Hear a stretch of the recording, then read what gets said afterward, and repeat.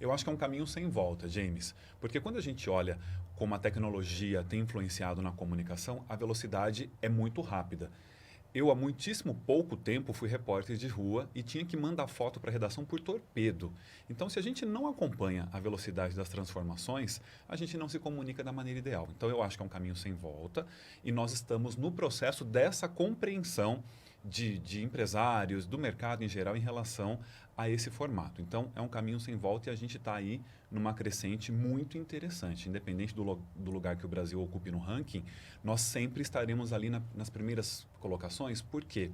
Porque o podcast ele oferece algo que o brasileiro gosta demais, que é a convergência de mídias, né? Quando ele nasce com áudio. O brasileiro resolve colocar vídeo, como nós estamos aqui, né? Ele se torna videocast. Então, as possibilidades de convergência são infinitas e com o adicional do bate-papo, da leveza, que eu acho que é isso que cria o vínculo com a pessoa. Porque ela não quer mais ouvir aquela coisa enferrujada, engessada, formal, por vezes combinada, por vezes com muita edição. Tudo que tem muita edição, o nosso subconsciente lê como uma possível manipulação. Estou sendo enganado, estou sendo direcionado para algo que querem que eu compreenda. Então, como é um formato mais leve e um bate-papo e por vezes entra em questões que não estão ali no roteiro, eu acho que isso cria um vínculo muito interessante com quem ouve, com quem assiste. Ontem nós estávamos falando, né, sobre o influencer, né? E que realmente as empresas estão mais de olho nos influencers que estão conectados e tenha realmente uma identidade, né, muito, muito próxima à empresa, e as pessoas, os consumidores de conteúdo, sabem que aquela pessoa está usando e então está fazendo a promoção daquele produto porque ela usa de fato, né? Então isso cai, né, no que a gente está conversando aqui. As pessoas não são mais enganadas por propagandas. Você fala, mas essa pessoa, essa estrela de TV, duvido que ela use essa marca, né? Nós já estamos mais espertos com isso, que antigamente, né, no século passado, ainda tinha esse tipo de situação. Então, as empresas e quem está consumindo sabe, né? Sim. Realmente... eu acho que isso é bem interessante. Eu até lembro de uma propaganda que a gente via da Xuxa, ela usando Monange. É verdade. E aí todo mundo falava, imagina que a Xuxa usa Monange, né? Nunca tá fazendo isso, porque realmente foi paga, né, para isso. Eu acho que isso cai muito nessa questão do influencer que você falou. Tá cada vez mais comum os micro-influencers, né?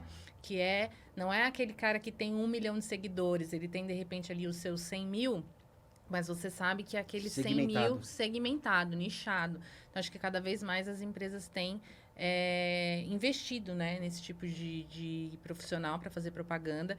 E eu acho que o negócio do podcast é isso. Eu acho que como tá ali num bate-papo, a pessoa se sente parte. Né? Então, quantas vezes eu estou assistindo ali uma entrevista com alguém que eu admiro, com alguém que eu gosto, e aí tá tão descontraído, tá tão gostoso aquele bate-papo que você se sente dentro daquilo. Então, eu acho que isso que é o bacana, sabe, desse formato do podcast, e algo também que a gente estava falando. Videocast, podcast, né? Que cada vez o brasileiro vai inserindo cada vez mais elementos em tudo, né? Então, o podcast não ia ficar de fora.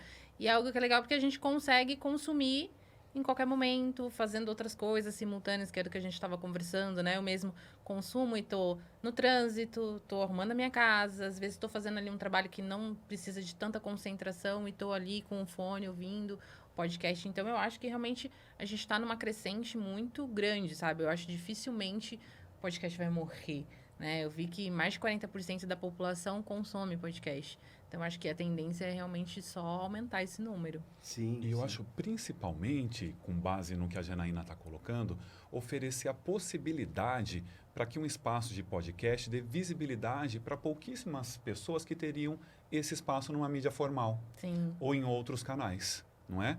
Eu estava contando aqui para ela, eu tenho, por exemplo, um podcast da área de eventos, sobre casamentos. Quando é que há muitíssimo pouco tempo uma temática como essa teria espaço numa mídia formal? Nunca. Ou muito difícil, né? Dia desses, conversando com uma amiga jornalista também, ela acaba de ser contratada por uma afiliada de uma grande emissora na região de Campinas para a produção de podcast apenas nas mídias sociais e no site da emissora, para abordar conteúdos mais leves com políticos. Então, será convidado o prefeito de tal cidade e ela vai perguntar para ele como é que foi a sua primeira experiência com viagem internacional. Quando que ele vai falar sobre isso num telejornal? Nunca.